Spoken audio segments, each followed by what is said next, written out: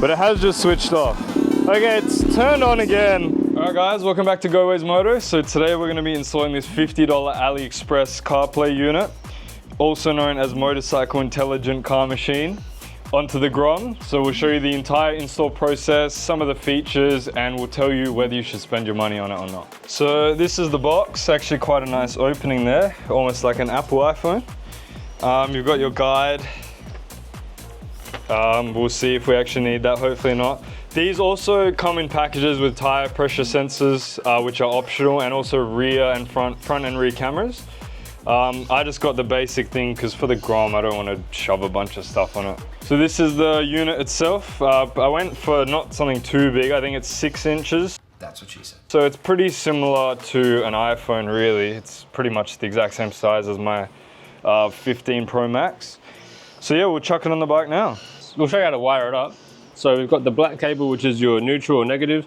You've got the yellow one, which is going to be our positive cable. So these two, ideally, you would just run them to the battery. Obviously have this on the negative terminal and then the positive on the positive terminal.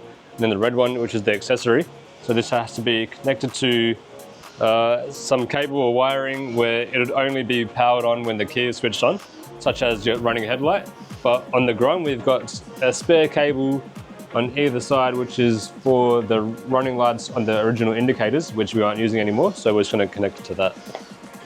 So yeah, because we're not running it all the way to the battery anymore, I've snipped this off. It was a super long cable before. So I'm just going to solder this into the indicator running light. We have realized we can do the power and the accessory both into that 12 volt for the indicator, and the screen works. So that saves us wiring it all the way into the back of the bike. On some bikes, you might still have to do that, however. All right, so we've got it all wired up now. So we've got the ground onto the ground of the indicator, and then we've got the power and the accessory both on the 12 volt switched power. So it only turns on when you switch the throttle on, the key. And yeah, as you can see, takes a couple seconds, but there we go, it's working. That is the actual bike, as you can see. That's a Benelli on there or something. Excuse me, Rambo. What's up? All right, so as far as mounting the actual screen, it's just the handlebar clamp, as you can see. So you just tighten both sides. And then you've got just a ball mount on each end, and then just this adapter. So it's really simple, honestly, to mount it up. The wiring was much harder. And then you can just adjust the angle. We haven't been able to mount in the dead center, just the way the bars touch the stem here. So we've got it slightly off center, but it doesn't touch the tank if the angle's correct. Yeah, it's pretty, I mean, it needs a little bit of minor adjusting, but for the most part, it's pretty good. We've got it adjusted up so it's not touching the tank at all now in full lock. So now you just tighten up that little twisty nut thing to tighten up the ball mount. And yeah, that's it.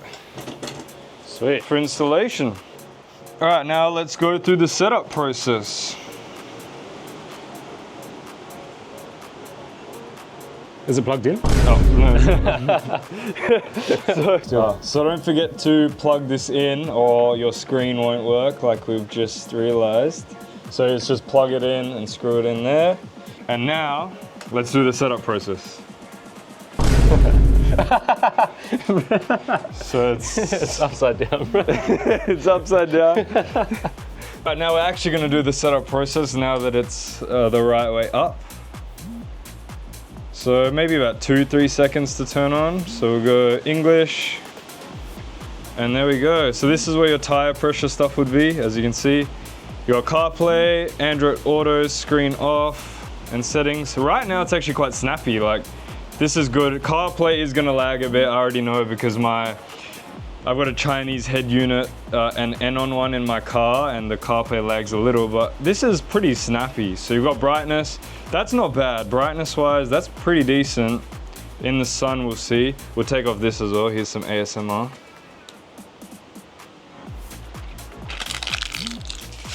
Chuck that away. So you've got all your settings here. Bluetooth, so we'll do Bluetooth for CarPlay. I think you have to find it, oh yeah. So we've got it on my phone here, Ride Play 1861. And that's connected. That was really quick actually. That was pretty easy. Yeah, iPhone connected. Now we'll go back. We'll go CarPlay.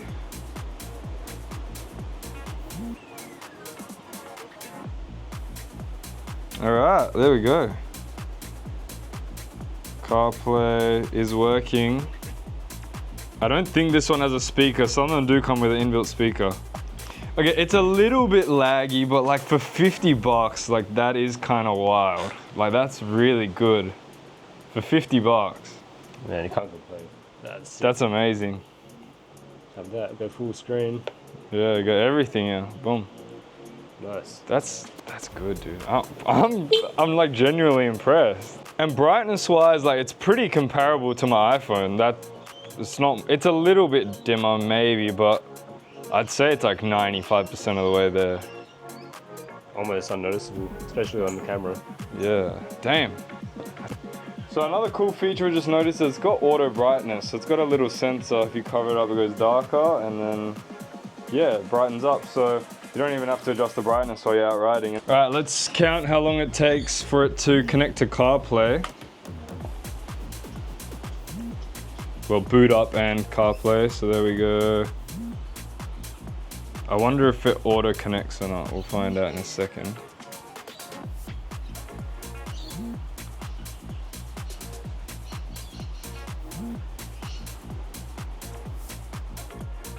So about, what, 10 seconds? I'll put a timer on screen anyway, but by the time you switch on your bike, and you should let it idle ideally for a few seconds before you leave, it'll already be connected. So that's pretty good. I mean, it's a little slow, but it's livable. Like it doesn't really impact you.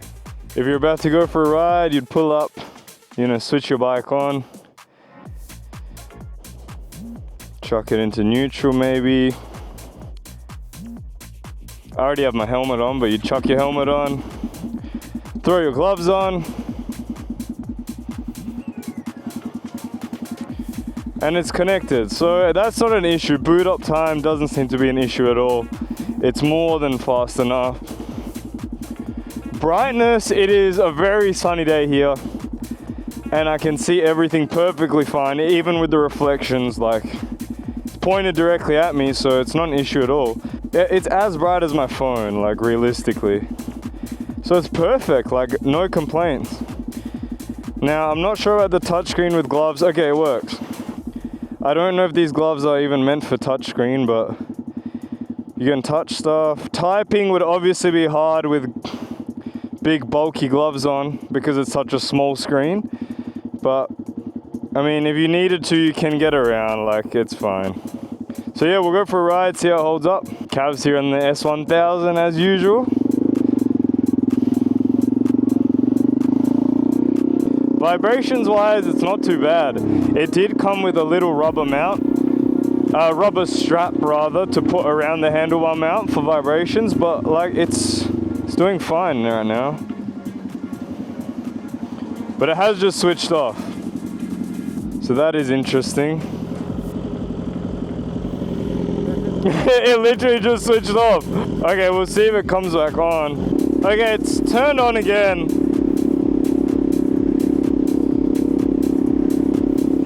Oh, okay. It's due to our wiring, it looks like. Because every time I turn on the indicator, it switches off. So we'll ignore that in the testing. But that is the issue, I've just realized. Alright, we're gonna do the review as if we didn't mess up the wiring, because that's not the fault of the unit itself. But yeah, I'm very happy with it. Like for 80 bucks, I just switched on my indicator again and it's gone off, so I'll just wait for that. But at least we can test the boot times. You know, it's more than fast enough. It's responsive enough too. Like you can use it with your glove on, it flicks between.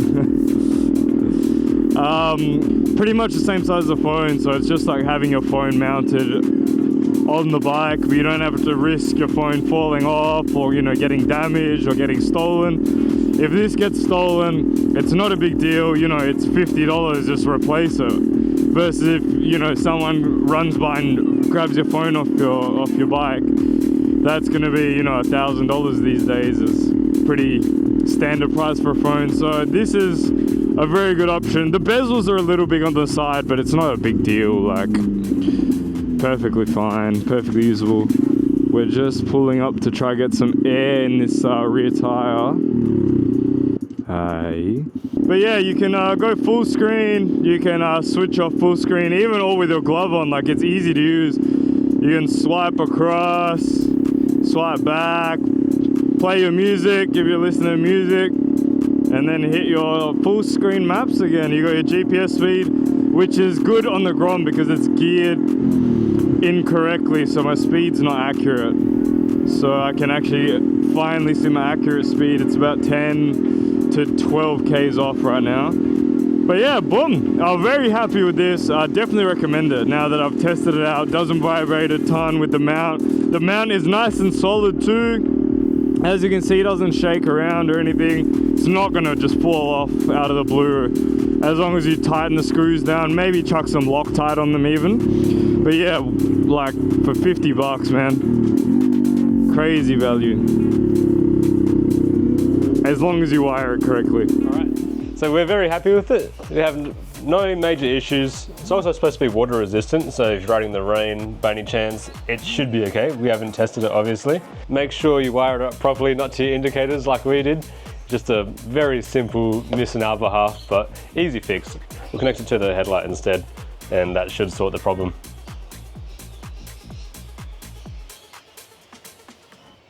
All right, guys, that wraps up this GoWays video. Thanks for watching, and don't forget to like and subscribe. So we're going to show you the install, the review, and Brandon. Don't forget to like and subscribe to stay updated for our content, and